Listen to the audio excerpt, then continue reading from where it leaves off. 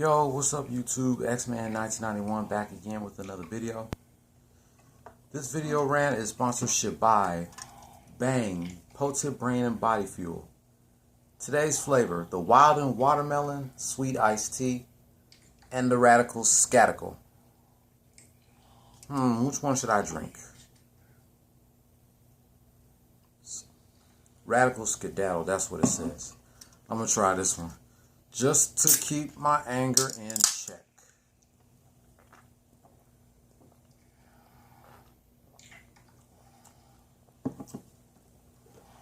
I'm going to explain to you why am I wearing my Crash Bandicoot shirt. But first,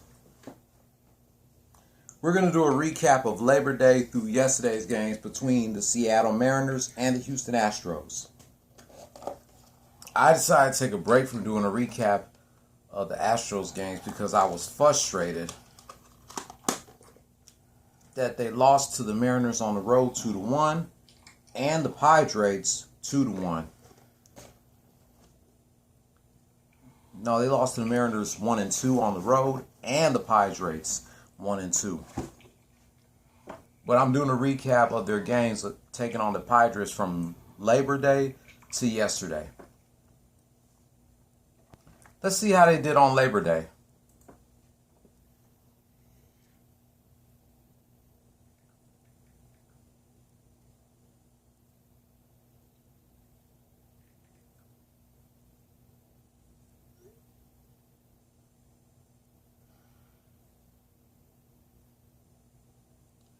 Neither teams didn't score shit in the first quarter. Astros scored 6 in the bottom of the second. Then they scored two. Mariners scored 2 in the top of the third. Neither teams didn't score shit in the 5th inning or 4th inning.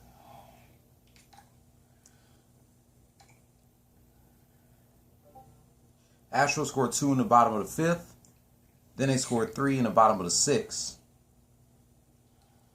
Neither teams didn't score shit in the last 3 innings.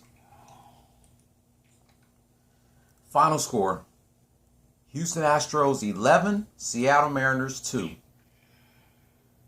The Astros were 80-57 and the Mariners fell 75-63.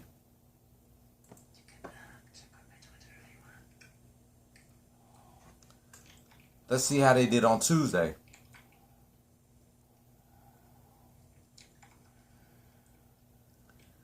Neither teams didn't score shit in the first 2 innings.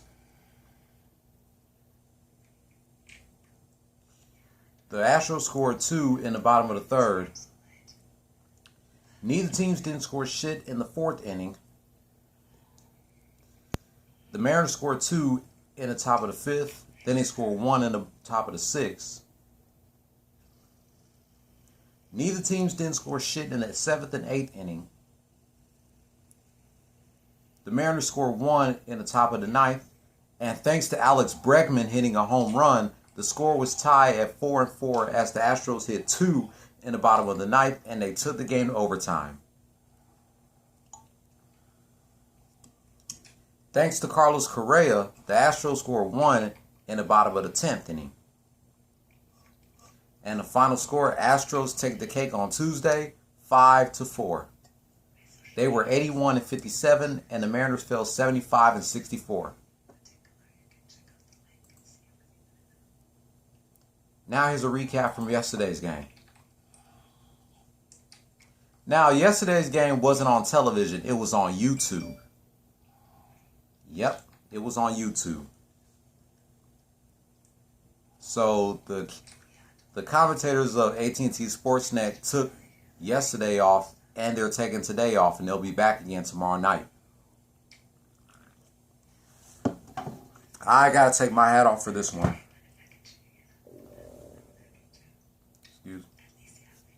I gotta take my hat off for this one. The Mariners scored 1 and 2 in the top of the first. Astros scored 3 in the bottom of the third. Neither teams didn't score shit in the 3rd and 4th inning. Astros scored 1 in the bottom of the 5th. Neither teams didn't score shit in the 6th inning. Mariners scored 2 in the top of the 7th. Neither teams didn't score shit in the 8th inning. Mariners scored 4 in the top of the 9th, and the Astros scored 1 in the bottom of the 9th. Final score: Seattle Mariners 8, Houston Astros 5. The Mariners are now 76-64 as the Astros fall 81-58. Just when the Astros was about to sweep the Mariners again, they once again, every time the Astros gets close to sweep a team, they always lose at the last game.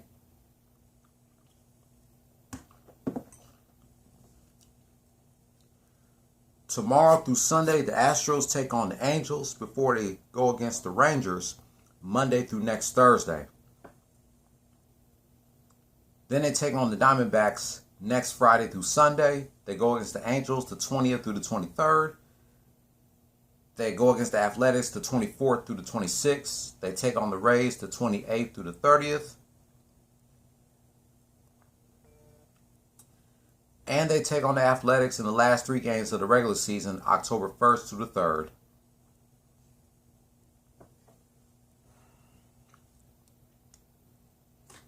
So my thoughts about this: the Astros killed the Mariners on Labor Day, and they were this close to losing on Tuesday.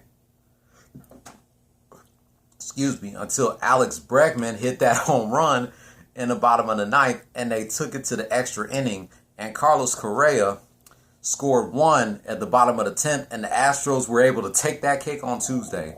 But the Astros fell to the Mariners 8-5 yesterday. I give the Mariners credit yesterday because they definitely came to play. But that wraps up the finale. That wraps up the series between the Mariners and the Astros. So the only teams the Astros have left to face is the Angels, the Rangers, the Diamondbacks, the Rays, and the Athletics. Keep your heads up, Astros. Get your shit together and get yourselves ready to take on the Angels this weekend. Oh, you guys know that college football is back. The Texas Longhorns have a game on Saturday. Let me see who they're going to be going up against. I believe they're going up against Arkansas, if I'm not mistaken.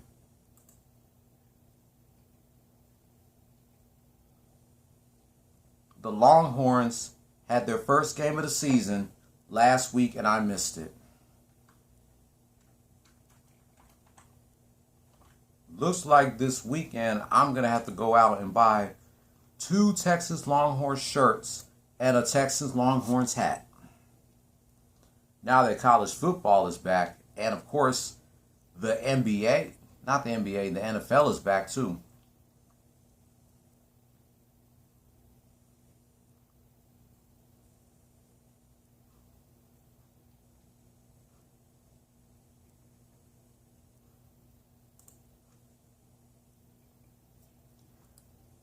Last week, the Longhorns beat the Louisiana Ragin' Cajuns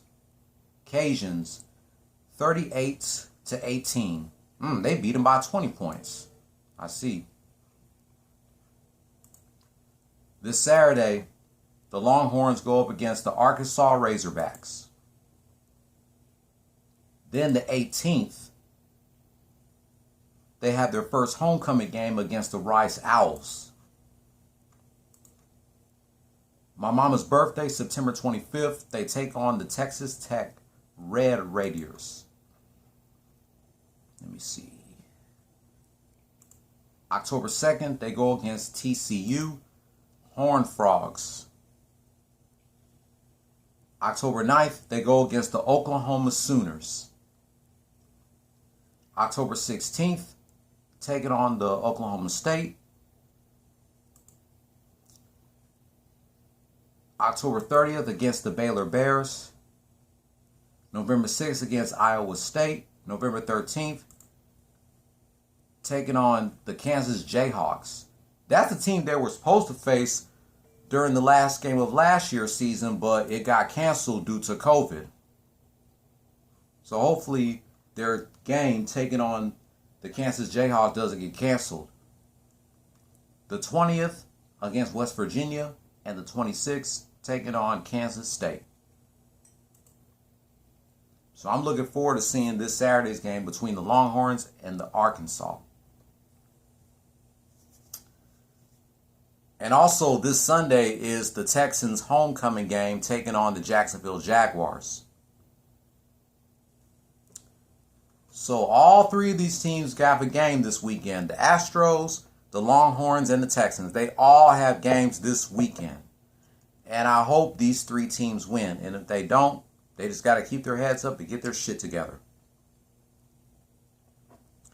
Now, the reason why I'm wearing my Crash Bandicoot shirt today is because you guys know today's been 25 years since Crash Bandicoot was released for the PlayStation 1. The first installment of the Crash Bandicoot series. The one video game franchise that changed my life at 5 years old. You guys should know what Crash Bandicoot is. It's about where Cortex uses his Evil Ray to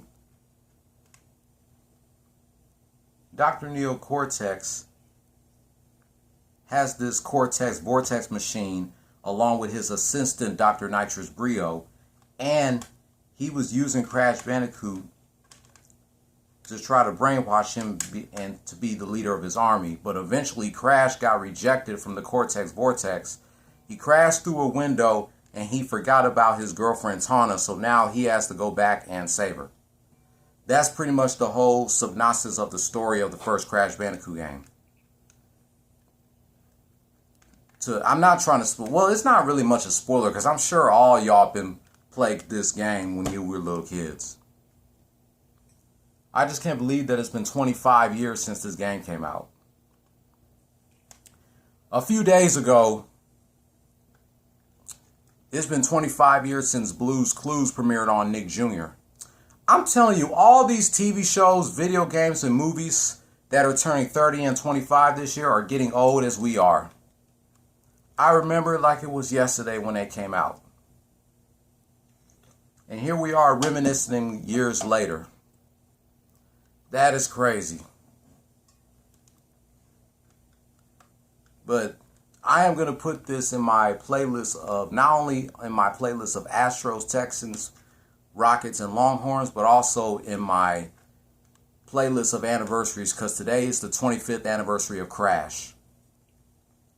Today is also the 26th anniversary of Kids WB, the PlayStation 1 being released here in the US, and Rayman, the first Rayman game being released for the PlayStation 1. Today is also the 23rd anniversary of Spyro the Dragon.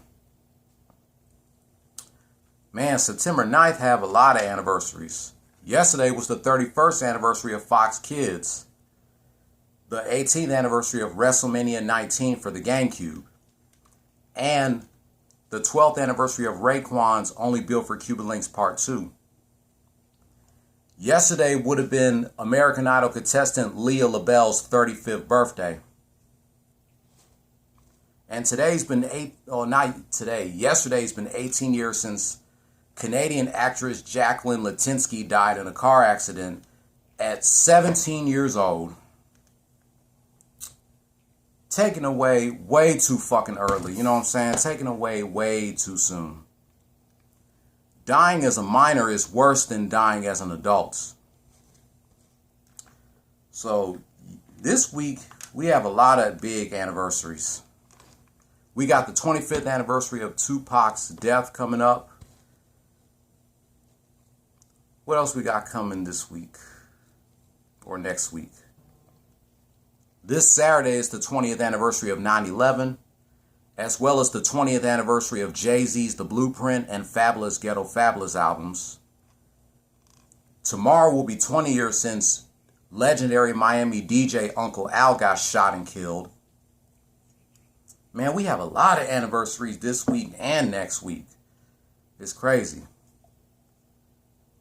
But that pretty much wraps up my thoughts about Labor Day through Wednesday's game between the Seattle Mariners and the Houston Astros, and celebrating 25 years of Crash Bandicoot being released for the PlayStation 1. If you're new here, hit subscribe if you like the content and hit that notification bell for my next anniversary rant and my next Astros rants. Thumbs up if you liked the video. Thumbs down if you didn't. Leave your comment down below. If I have time when I come back home, I will catch you later on tonight, reminiscing 22 years of Stone Cold Steve Austin attacking Triple H from the September 9th, 1999 edition of SmackDown. If I don't have time, then I'll catch you tomorrow, remembering DJ Uncle Al 20 years after his death, and reminiscing 20 years of a hardcore championship match between Kurt Angle and RVD from the September 10th, 2001 edition of Raw is War. Don't follow your dreams, chase them. Peace. Happy 25th anniversary to Crash Bandicoot, and go Houston Astros.